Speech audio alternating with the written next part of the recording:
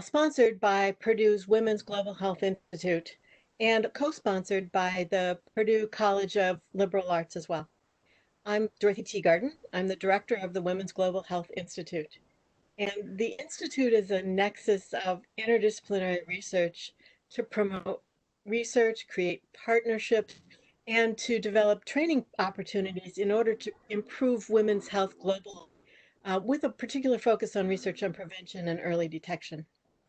Thank you all for joining us tonight. We're really excited because we have about 200 registrants for this event. And the first thing I'd like to do tonight is to introduce our interviewer and our speaker. So first, this event will be moderated by Dr. Shelley McDermott Wadsworth from the Department of Human Development and Family Studies. She's a distinguished professor, and it's in the College of Health and Human Sciences at Purdue. Shelley's research focuses primarily on families and work, and she is a founding member of the Work and Families Researchers Network. At Purdue, she's the director of the Center for Families and the founder and director of the Military Family Research Institute. She also serves on the internal steering committee for the Women's Global Health Institute. I am really pleased to welcome Alisha Haridasani Gupta to this discussion. Ms. Gupta is a reporter for the New York Times who has covered a range of global news stories, often with a focus on gender issues. She's covered topics like the ramifications of Brexit on sex and gender disparities, the bias programmed into artificial intelligence technologies, and inequality in the boardroom. Most recently, and of note for this presentation, she has also addressed the impact of COVID-19 on women. Please feel free to ask questions throughout the presentation by typing them into the Q&A box and direct that to all panelists. At the end of this interview, we'll have about 10 minutes for a question and answer session with Alisha, and we'll try to cover as many questions as we can from the audience. Although we aren't able to give Alisha the applause that we normally would, please welcome Alisha to our discussion. Shelley? Thank you very much, Dorothy. It's a real pleasure to be engaged in this conversation tonight, even though we are dealing with challenging topics. I've been very excited to meet Alisha and learn more about her work. And I'm sure that she has much to tell us that we don't already know. I'd like to start by talking about the mission that you have in your role, Alisha. You're the gender reporter, or a gender reporter for the New York Times. How do you think of that role? What do you see as your mission in that role? Thank you, Shelley. It is such a pleasure to be here to talk to you, and thank you to Purdue University for having me. These are important topics that we will speak on soon. But what is a gender reporter? At the very basic level, I focus on the who and the why of major headlines. Who is impacted most by the latest development and why? And if you look closely, a lot of times world events impact women and LGBTQ people in both expected and unexpected ways. And I simply tell those stories. So, I turn to experts, I turn to researchers like yourself to provide a deeper analysis of the news, and also to just sort of complete the picture of what's going on. So for example, when Brexit was happening and it was dominating headlines, I examined the dangers that a hard exit poses for women and women of color in England. When civil rights protests fired up around the country after George Floyd's death, I highlighted the Say Her Name campaign and Breonna Taylor's case. When the focus has been on COVID, as it has been for many months now, I look at the impact of the virus on women biologically, economically, and socially. So it's just sort of bringing a different lens to the news that we read. Mhm. So I don't know about you. I'm sure you have been in lots of conversations about COVID and gender, and I certainly have as well. I think many have the impression that women are being disproportionately affected, and you have used the term she-cession. Can you say a little bit about what you mean by that term and how you see the impact of the pandemic as disproportionately affecting women? Sure. So, I think one of the biggest ways, two of the biggest ways that women are impacted is economically, like you mentioned, and socially. And those two things aren't unconnected. So, if you think about it, the industries hardest hit by this pandemic have been generally female dominated. So, it's travel, it's hospitality, it's entertainment, dining, and so on. And as a consequence, the unemployment rate in the US for adult women went from about 3% in February to 15% in April. Comparatively, the unemployment rate for men in April was 13%. And this is the first time in decades that female unemployment has surpassed male unemployment, which is why I called it the she-cession. And women of color fared much worse. In May, the unemployment rate for Black women was 16.5% and 20% for Latina women. And it's double digits, it's still very bad. While the unemployment figures and rates are coming down slowly, it's still pretty high for all groups. Beyond the raw unemployment numbers, if you look at the number of hours that women are working now, there are two economists at the Arizona State University and Virginia Commonwealth University who have been doing bi-weekly labor surveys. And according to them, women are working, the amount of hours that women are working now is about 20% lower than pre-pandemic levels in February. And men, the number of hours men are working now is about 8.7% lower. So it's really a huge gap there. And this is global, this is not just US centric.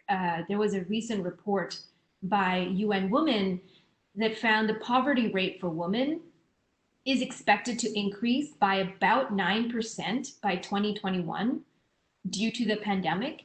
And the really heartbreaking thing is that before the pandemic, UN Women had projected that the poverty rate for women would decrease by 2.7%. So we're truly going into this sort of U-turn of women's position in the economy. And then on the other hand, though, you have women who are making up large parts of the essential workers who are sort of on the front lines right now, the healthcare workers in particular, but also, the grocery store workers, the nursing home workers. When schools open up, it's the teachers, right? So these are predominantly women. And a New York Times analysis found that in the US, women made up 1 in 3 essential workers during the pandemic, which is huge. And they're not only holding the economy together right now, but they're also exposing themselves to greater risk. And then on top of all of this, you add a social factor, which is labor at home, which is the unpaid labor at home that women generally tend to do more of. Right? So it's looking after the kids who are remote learning. It's cooking, it's caring for sick families and so family members and so on. So, and I'm sure you've seen this in your research. Before the pandemic, women around the world were already shouldering more of that burden than men. Yeah. And now that has just drastically increased, And so that just means that every hour they're spending on unpaid labor, they're not spending getting paid, right? And so that's going to increase the wage gap. I'm going to interrupt you here just for a sec because before we move into the domestic sphere, I want to stay in the economic domain for a minute and ask you a follow-up question. So you've laid out a variety of ways in which women's place in the economy is distinct from that of men in many ways. and therefore the consequences of the pandemic have been different for them as well. And that's as we go into the pandemic. I'm curious about what you've learned about how we should be thinking about coming out of the pandemic and what kinds of strategies might need to be implemented that might be different for women and for men. I haven't heard a lot yet from our national leaders other than printing money about how we're going to come out the other side. But from what you say, it sounds like we ought to be paying a lot of attention to gender when we do that. Have you had any thoughts about that or heard any smart ideas? Well, you and I are on the same page here. I'm sort of at the research phase now of, okay, we're 6 months in, what does the future look like? Yeah. And I was just mentioning earlier, there is research to suggest that because women are putting in more hours at home and less hours paid work, there could be an increase in the wage gap, which was already there, and it's just going to be widened.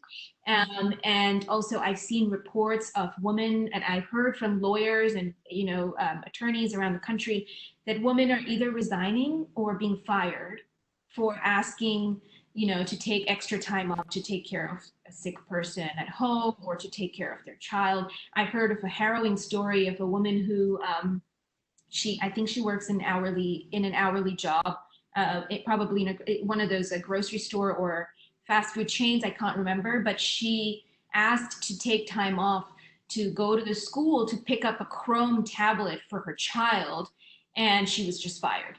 She was never called back. That's the sort of things that women are currently balancing. Should I look after my child or should I go back to work? It's really precarious for so many women.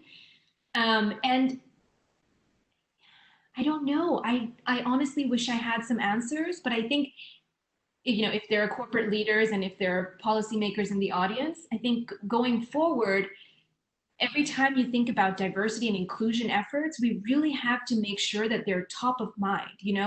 Right. Usually in a crisis, the thinking is we're sort of putting out fires, so let's put these like fluffy diversity and inclusion projects on the side. But right now, that has become so much more important. Making sure that your workforce is representative, making sure that your wage gap is not increasing within your company. There are small things you can do on your own to make sure that this crisis doesn't necessarily just sideline a whole generation of women.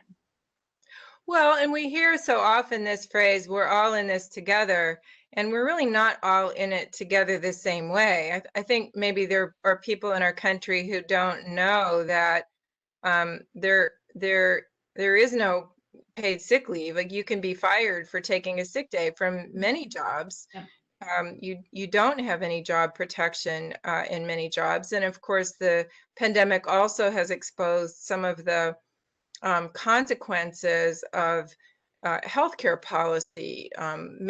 Most countries around the world have sort of a single payer system, so that if people lose their jobs, they don't lose their healthcare. We don't have that. And so there are circumstances then when we might see disproportionate impacts, perhaps. Yeah. But yeah, I think it is going to be challenging, and we're still in the knot hole, so we don't have a lot of sense of what's going to bring us out the other side. Well, let me move then to the domestic domain, and you started talking about it a little bit. You talked about the toll of unpaid labor at home, and how do you see that playing out over the last few months as you've written about gender and the pandemic? I think you brought up a very interesting point, that paid sick leave is not a national policy, we don't have single payer healthcare here. Because the stimulus package that Congress passed in the beginning of the pandemic, it basically gave us all of those things, but for a while. Exactly. For a while, we had like unemployed people had a basic income. There was paid sick leave, paid childcare. So it just goes to show that it's not impossible to do in this country, right? Think about that. When we were going through the primary season and Andrew Yang kept talking about this universal basic income, and people kind of dismissed the idea as completely infeasible and ridiculous and it couldn't happen.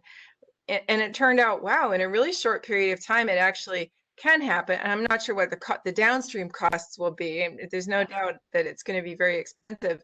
But just in terms of the logistics, we actually kind of got it done. Yeah, yeah. So it's very interesting to see that play out. Of course, and just to know that people have suddenly accepted that, right? The cultural shift in mindset, in acceptance of policies. It's it's fascinating to see the evolution. Okay, so back to the domestic sphere. Unpaid labor has always been a heavy burden for women. There was no country in the world where men and women had shouldered equal unpaid labor. It was always women doing more, and even that's even in like the Scandinavian countries, which is sort of seen as this like gender equality utopia, right? Less true for childcare than for housework. Right. It's getting better with childcare over the last few years, I know, but still not the same. Of course.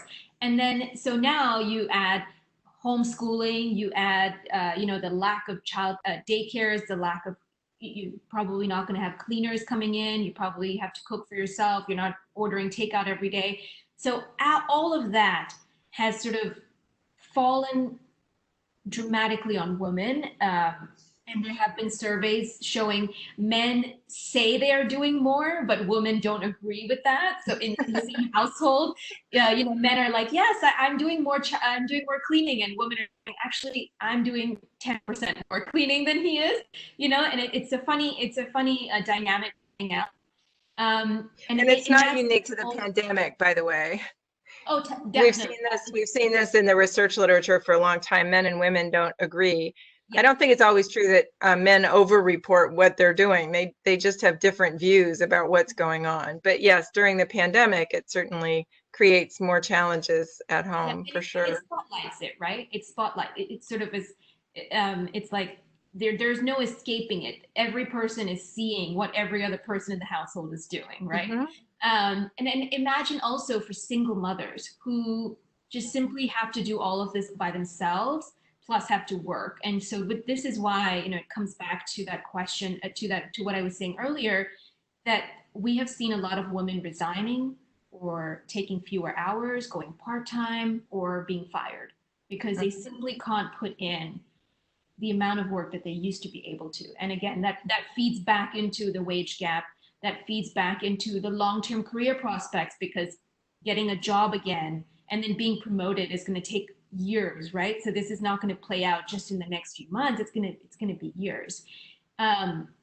I think women, quite frankly, are just exhausted, and I'm pretty sure mothers in the audience will relate to that. And we also have data coming in that more women are reporting depression, anxiety. It's really taking a mental toll. Mm-hmm. Do you think there's any possibility of a silver lining in here for some families, given that men and women get to see each other doing what they do? Yeah. And maybe in some households, it is opening up possibilities for change that might not otherwise have come. Is that too rosy a view? Well, no, not really, because I did speak to a researcher just the other day from Northwestern University. I forget his name, and he put out a report recently in, I think, June or July, that yes, it's going to be really painful right now, but there are a few things happening here. For example, an essential worker who is on the front lines, it might be the first time in their entire life, in their family life, that the man has to stay at home and look after the kids. So it's kind of trial by fire, right? She has to go out. And so the man has to look after the kids and clean the household. So there's sort of this forced bonding happening at home for especially for these essential workers where the mother is out. There has also been research from other countries that every time a father spends more time with their children, they're more likely to spend time with their children going forward. It becomes a sort of recurring habit kind of thing. And it comes down to socializing, right? If everyone is okay with the fact that men want to take parental leave, then men will take parental leave, right? It is a cultural shift, and I think we are seeing bits of that here and there. Yeah, I mean, there certainly are lots of instances where maybe men don't want to do these things, and there's been lots of research over the years to show that women's work hours can increase a lot, and men's involvement in domestic work changes not at all. They're remarkably impervious to that. On the other hand, it is also true that there are cultural factors that make it less socially acceptable for men to do certain things. And so perhaps there are some households and maybe some communities or industries even where the pandemic is kind of opening up those norms for discussion. And that's maybe, a silver lining perhaps. But it's also true that there's the flip side. And here I'm thinking about, again, in the domestic domain, I am thinking about people who are in relationships where they might be victimized and now they're isolated, they're cut off from many of their social connections, they're not as visible to employers or teachers or others who might send up a flare if they noticed something really wrong. What have you seen with regard to victimization and health issues that are experienced by women and children in the pandemic? Yeah. Before I get to that, I just want to add another point to our previous conversation. There was a study published in the Harvard Business Review, that sort of really dives into what is holding women back in the workplace. Is it really just like biases? Is it really just having kids? But at the end of the day, it comes down to, according to this research, it comes down to the culture of overwork, right? The culture of constantly being on and constantly being available, which women just simply cannot do because they're doing unpaid labor at home. And so now, if we are all stuck at home and we're all sort of forced to make these boundaries between work and life, then maybe there might be a cultural shift. Okay, so domestic violence. I think I was one of the first people to report that domestic violence is a huge concern going into this lockdown, because I reported that in I think it was March or April. And since then we've had more and more data coming out that it's heartbreaking and it's very worrying. In the UK, for example, 16 women died at the hands of domestic abusers between March 23rd and April 12th. And that is 3 times more than during the same period over the previous decade, right? So a huge spike. According to the UN, I think Secretary General Antonio Guterres has called many times the domestic violence at home. He's called it a shadow pandemic right now, because there's so much we don't know of what's happening behind closed doors. But what we do know is that, for example, in Tunisia, the number of domestic violence calls increased 5-fold. And there was also increases in China, Spain, France, women just sort of reaching out for help. And that is, you have to remember, that's probably an underreporting, because it's the women who have, taken the brave step of reaching out for help. There are so many who are silently suffering behind closed doors, and that actually came across in some countries where they saw a dip in the number of calls, which experts said that it's very worrying, because it means that women are too scared to even call or text, because they know that they're being monitored constantly. And that happened here in the US. The National Domestic Violence Hotline initially reported a dip in calls when lockdown happened. First started in March, and then they started seeing a surge again when lockdown measures were lifted. So you could really see that these women were suffering silently. And just, it's terrifying. Now, women are not just victims of violence, they are also perpetrators, Yes. both toward men, sometimes, especially toward children, where we might see neglect most commonly, or else physical abuse. Have those also spiked during the pandemic? I haven't seen numbers on that. Okay. And also, of course, there is a huge amount of abuse also among LGBTQ Right. people too. So thank you for bringing that nuance in. But yeah, I haven't seen numbers on child abuse. But what I have seen though is in some countries there has been a spike in child marriage, young girls being married off because families are now burdened because they're out of school, they don't have anywhere to, they don't know what to do with these girls, and so for some extra income, especially in countries where you can get a dowry for a marriage, girls are being married off. Mm-hmm. Well, let me invite you to uh, go further. You're now giving examples of stories from around the world, and I am very interested in how the pandemic looks different in different parts of the world, how it has played out differently. You've given some examples, but I think you told me you're working on a piece about Afghanistan, and I bet you have some other really good examples that it would be good for attendees to know, especially because this event is associated with the Women's Global Health Institute. So it's good for us to learn about how this looks different in different parts of the globe. Please feel free to share some examples. Yeah, so let's start with something like Afghanistan, right, which is currently going through a peace process right now. So it's a very historic moment for them, but they're also, it's sort of becoming crystal clear how much women have at stake in this process, right? So if you look at numbers from Afghanistan, um, generally around the world, the number of COVID cases between men and women are fairly equal, but men are dying at higher rates. But if you look in Afghanistan, the number of cases among men is like 70% versus 30% among women. It's kind of a very huge discrepancy. And I've been speaking to lots of experts and trying to find out what's driving that really huge gap.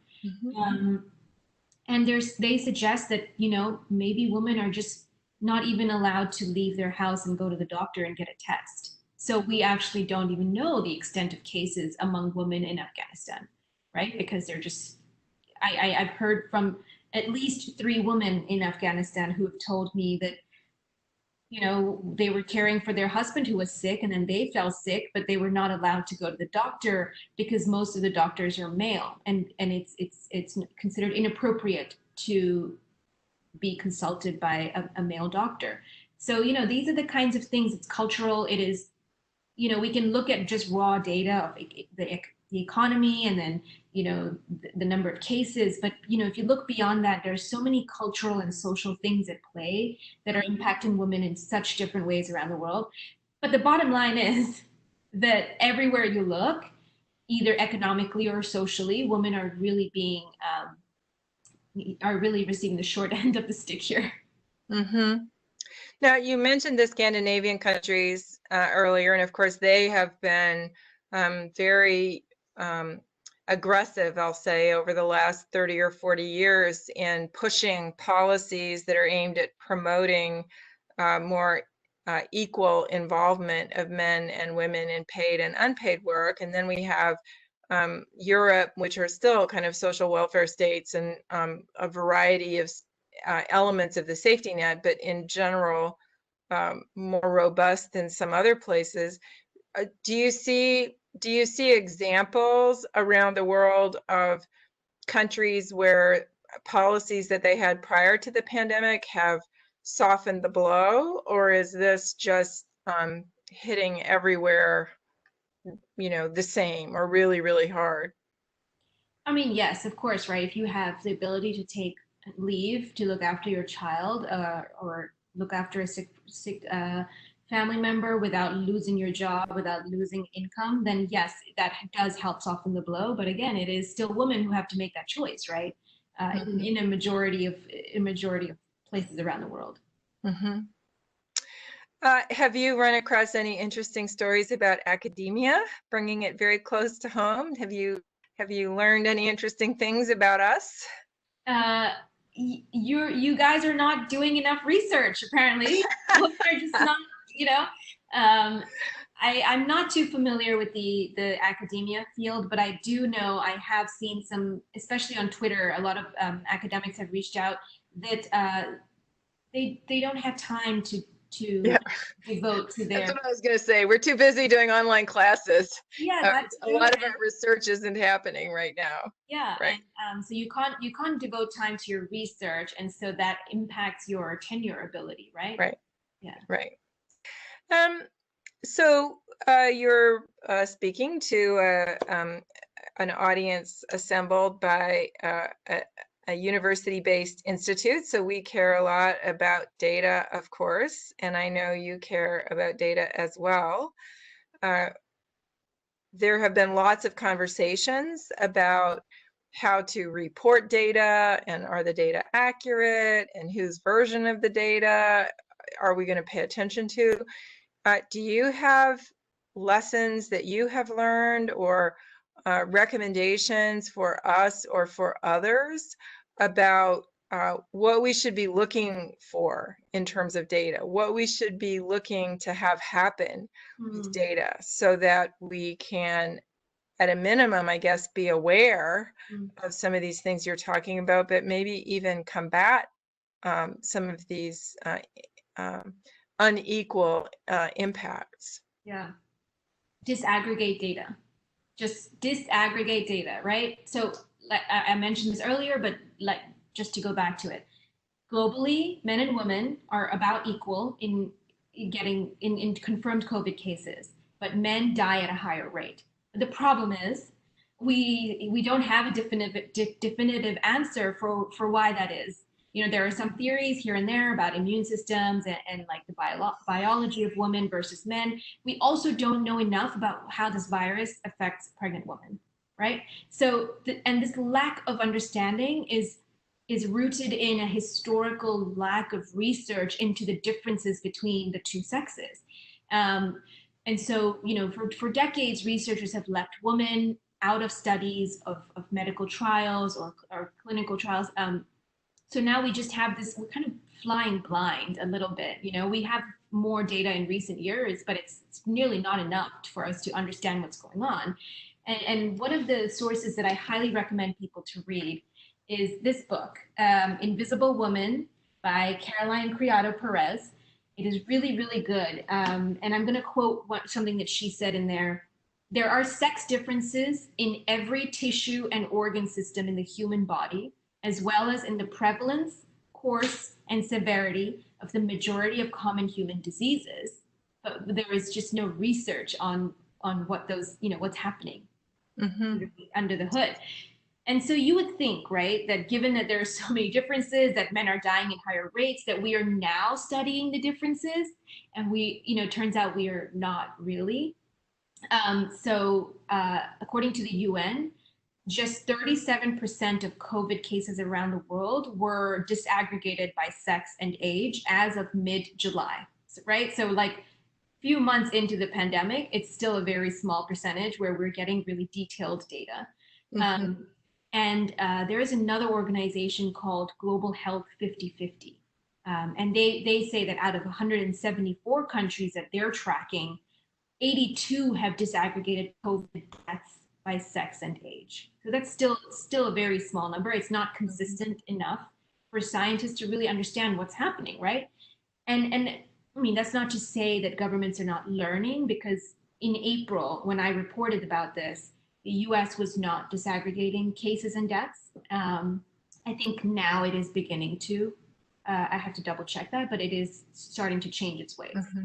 But then the next question becomes, then what about vaccine trials, right? And we're all sort of racing for a vaccine, but my colleagues and I have tried multiple times, to reach out to vaccine companies in the US and ask if they're disaggregating their trial results by sex and age. And we haven't heard anything on that. We unfortunately haven't heard. It's very worrying because we're now entering like sort of phase 3 of many vaccine candidates. So for example, Moderna this morning released a blueprint of how they're going to do all these trials. They really are committed to transparency and all of this. And we reached out asking, so they're in phase 3 and they're testing on 30,000 people right now. So we reached out asking, are you going to disaggregate test results by sex? And they're not, at least not now, you know? And so it's kind of, the question is like, if not now, then when, you know? There was another study that was published just 3 days ago, but it hasn't been peer reviewed. And it found that none of the 11 clinical trials published in scientific journals in June this year reported sex disaggregated results, which is, you know, it's kind of like, it's very worrying. And so my advice is disaggregate. And if anyone in the audience has any leads, please reach out to me. I'm all ears. I would love to know if you are disaggregating your data and what you're finding, because we're really flying in the dark. Well, and of course, reality is even more complicated because our society or societies around the world are stratified not just by assigned sex and age, but by sexual orientation and ethnicity and class. That define your paths of access to many things, and therefore your health outcomes, and perhaps then your prospects of being able to get access to a virus or to a vaccine or respond well to it. But that's head exploding to think about all those different layers and trying to disaggregate by those things. Have you seen any good examples of countries or regions that have done that? Got any leads for us? Unfortunately not, which is sad, right? And which is why I was saying disaggregate by sex. Let's start there, right? And then once we have some idea of what's happening, then we can sort of dig a little deeper, because I unfortunately don't have good news for you. Well, we understand, but I do want to try to focus on possibilities as we near the end of the interview. So you and I, when we spoke earlier, we talked about how maybe this could be a tipping point. Maybe there's something that we're learning as a society that's going to make the future different than the past. My guess is you and I both have moments where we feel like that might be true, and then moments where we think, no, we're not really learning very much. So what do you think it's going to take to turn any part of this into a tipping point? What should we, your audience here and the people working at this institute, what should we be trying to advocate for or push for or draw attention to that will help us come out of this better than we went into it? So surprisingly, I have 2 examples here in the US that in recent days have really impressed me. And I say surprising because, you know, we sort of think of the US as performing the worst in the world, you know, in terms of cases and deaths, but there are some good stories happening here. So just today, I spoke with State Senator Hannah-Beth Jackson in California, and they had just signed a bill into law that expands access to paid family leave in California for more people, and they've expanded the definition of family so that people can take care of grandkids, nieces, you know, grandparents, because before the law was very much focused on the nuclear family, and it was also focused on people who work for larger companies, and so they've really expanded that. And she told me that they've been trying to expand it for decades, but now, come COVID, with the spotlight on having to care for family members, they were able to get it over the finish line. So that's one concrete example of, this is bringing us to a point where we are changing our policies. Another example is from Hawaii. They put out a report recently. Well, they put out a report in April, way ahead of the curve, and they called it a feminist economic recovery plan. And the proposal really puts women and LGBTQ people at the center of their future world that they want to build. The report, and I'm going to quote from them in the opening, it says, "This is our moment to build a system that is capable of delivering gender equality. It is time to center gender in the nation's rising racial and economic justice movements." So it's sort of really tying everything together and putting women and LGBTQ people at the center of all of that. And then it goes into a list of recommendations. One of them, for example, calls on the state to reduce its reliance on the tourism industry, which is, predominantly hires women at low-paying jobs, so it sort of holds them back. Another recommendation is to provide free childcare for essential workers who right now are needed and they don't have anyone at home, and so on. It's a really thorough and thoughtful report. And I haven't really come across anything like that so far since April. So it's really good, and I highly recommend reading it. Although I know it's reading an economic recovery plan is not like the most sexiest thing. And finally, I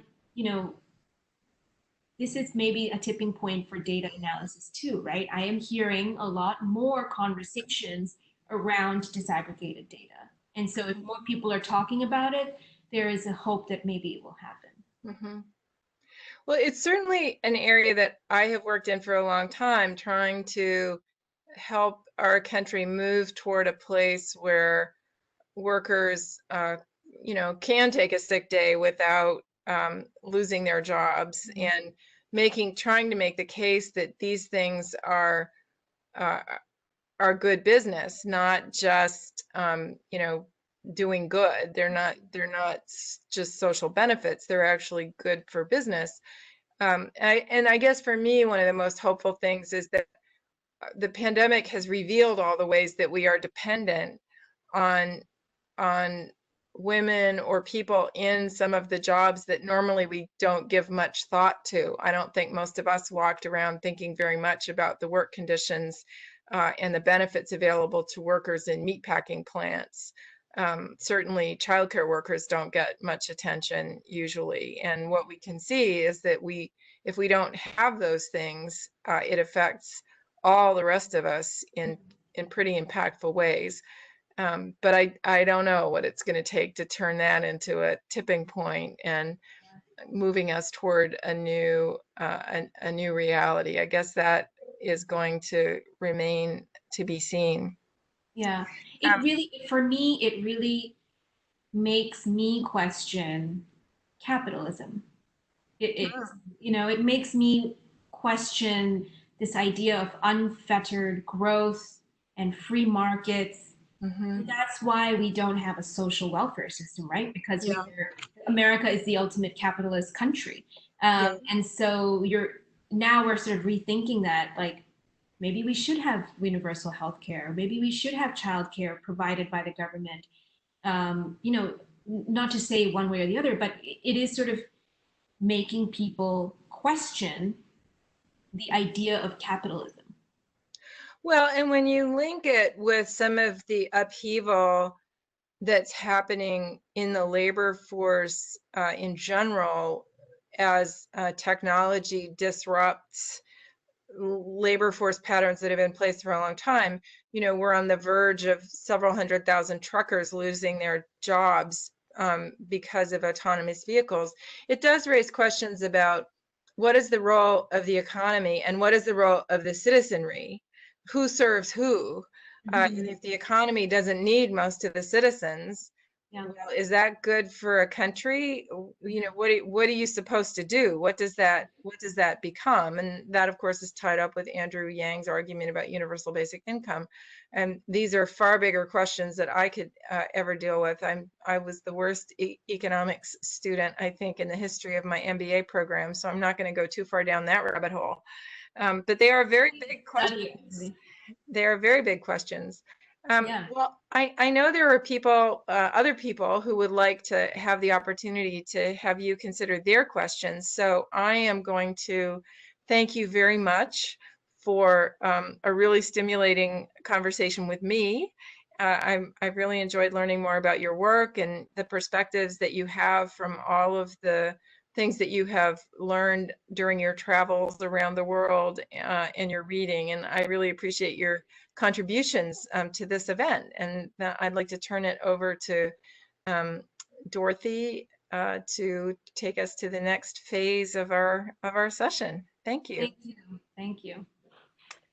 Well, actually, I'm taking over. I'm Oh, Ulrike sorry, Dudak. Ulrike. I'm the Associate My apologies. Director of the Women's Global Health Institute, and I want to thank you both, Alisha and Shelley, very much for both sharing your insights of the impact of COVID-19 on women, and for leading a very engaging discussion. I was really drawn in. So we have actually gathered a few questions already, and I would welcome the audience to send us other questions that you might have for Alisha by typing them into the Q&A box on the right bottom, and make sure that you send it to all panelists so that they arrive so that I can see them. So a first question that we received here was that the person was wondering what reports you have seen about the pandemic's effect on women in terms of family planning. Oh, a lot. I'm so glad that question came up because I had prepared remarks on that and then it never got to it. So, you know, the supply chains initially, when the pandemic first hit, the supply chain disruptions that slowed down basically every business also slowed down the production and distribution of contraceptives. So there was a time when it was really difficult to get contraceptives to low-income countries. There was a few months or a few weeks where it was very difficult to get family planning over there. There was also, and I'm sure you've seen reports of this, but across the U.S., different states were classifying abortion as non-essential medical procedures. So what happened is I heard from a lot of women who had to drive for hours to another state to try and get an abortion because they just simply couldn't afford to have a child at this moment. And that actually surprisingly was also the problem in Europe, where you know, some countries I think abortion was accessible, but some countries said you need to get a doctor's note to be able to get abortion. Other countries said you need to see a counselor first before you get an abortion, but none of those things were happening during the pandemic early on in the lockdown. So that really impacted the access women had to family planning services. Yes, very interesting. We have another question here. Have you had an opportunity to talk with undocumented women or refugees or workers, undocumented workers? If so, what have they told you about their experiences during COVID-19? So, yes, we have, in short. And I would recommend that you so I'm going to do a little promotional thing here. I recommend that you look up my newsletter, which is called In Her Words at New York Times. And we did a series a few months ago profiling frontline workers. And I think one of my favorite was a refugee who moved to the US years ago. But she was a doctor where she came from, but wasn't able to practice here because she couldn't, you know, she couldn't transfer her medical license. She had to go back to school and so on. So she was working in a fast food chain.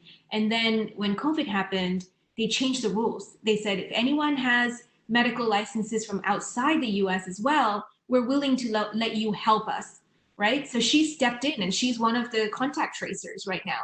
You know, she is using her medical background from a country that she fled and is trying to help America right now. And I think that's such a heartwarming story. I really hope, you know, people in the audience do look it up and see that. It was my favorite. But then on the flip side, of course, we're seeing that undocumented women and men, all undocumented immigrants, are finding it really difficult to trust the government to, you know, go get tested, or to, you know, when they're in touch with contact tracers or anything. They just don't want to be, they're kind of scared to engage with the system. So yeah. Thank you. We have yet another question that asks, what has been the biggest challenge or most eye-opening aspect of reporting that you have come across during your reporting through the pandemic? I think the biggest challenge, well, there's two. So I'm going to go back to the first one, and that is disaggregated data. It is really a challenge to find places that are doing it right now and that are doing it right. And so if we don't have that data, it's very difficult to really try and understand what's going on. So that's one thing.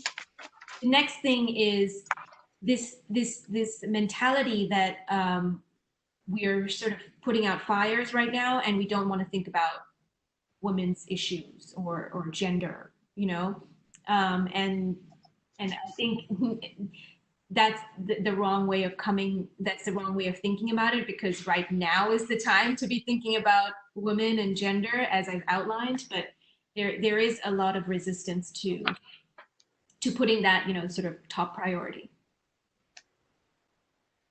Thank you so much.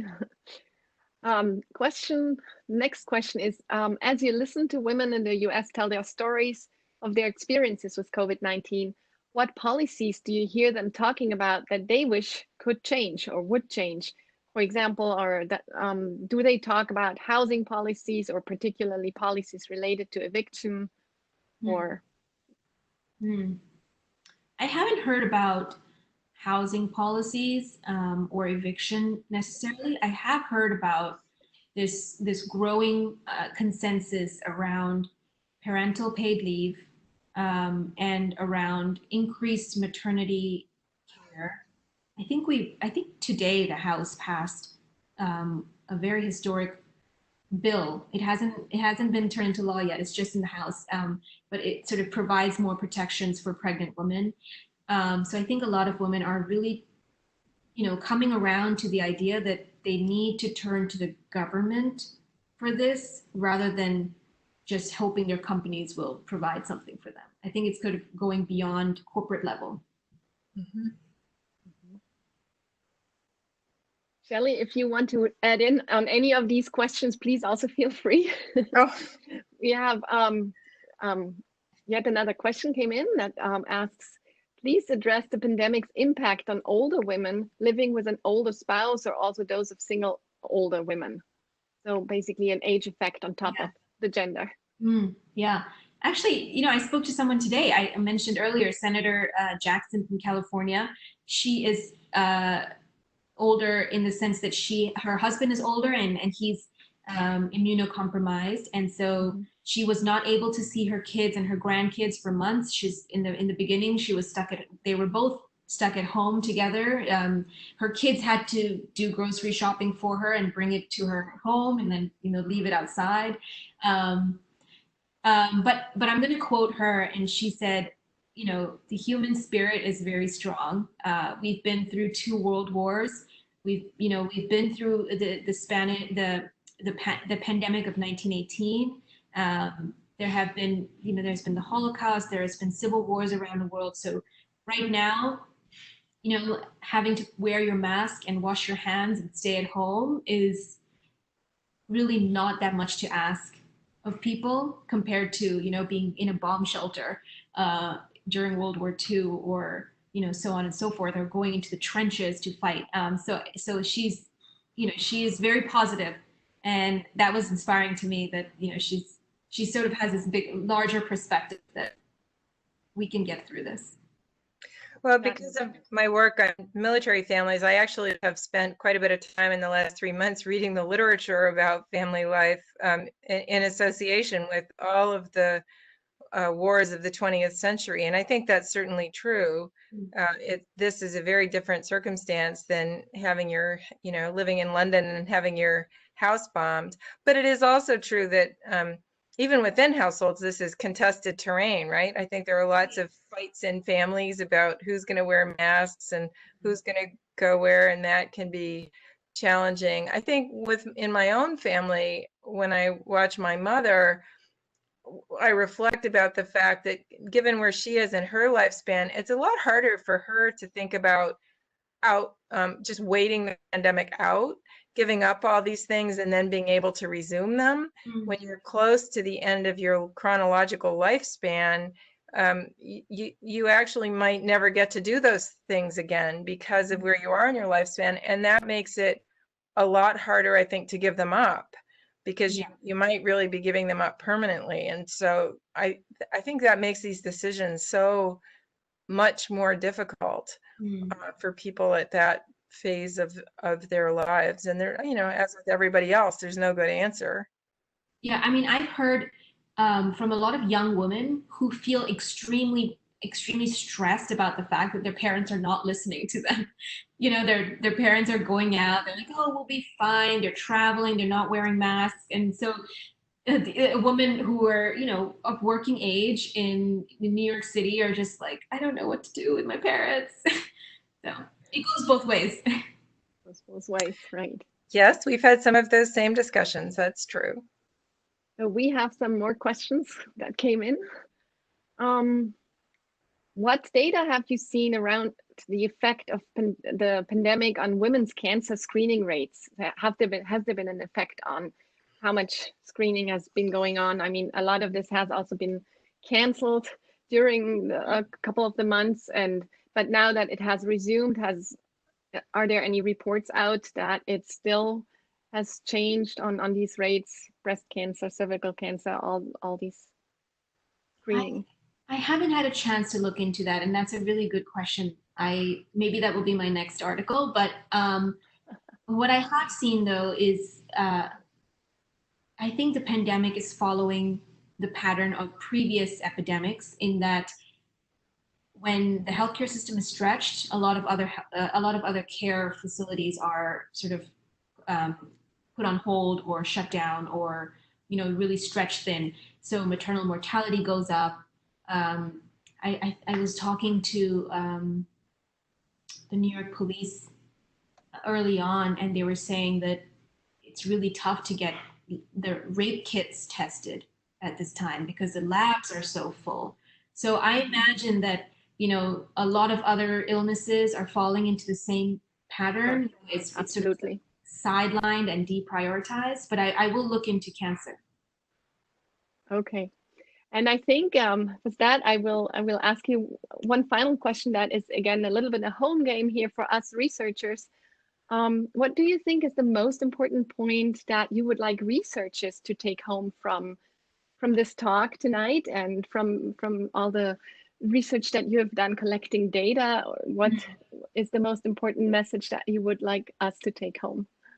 I sound like a broken record, but please disaggregate data. It is so important. Also, please read this book. It is really, really good. And there's so much in here that was eye-opening to me. So, yeah. Okay. Well, wonderful. And with that, I'm passing back on to Dorothy.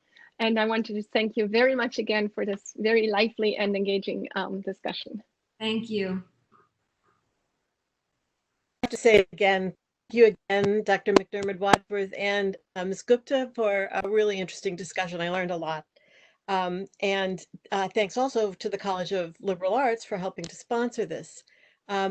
Please visit our website, because the Women's Global Health Institute website, because you will find a link to this interview, not immediately, but tomorrow or the next day for you if you're interested.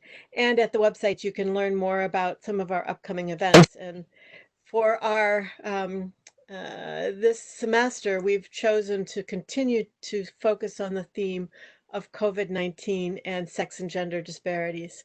So see if there's anything of interest to you there. So Ms. Gupta, I'd really, really like to thank you for participating with us and joining this discussion. And we are looking forward to your future work. Thank you so much. Good It night, was all. a pleasure being here. Wonderful. Thank you. And thank you all for joining us. Good night, Alisha. Good night, Shelley. Good night. Good night.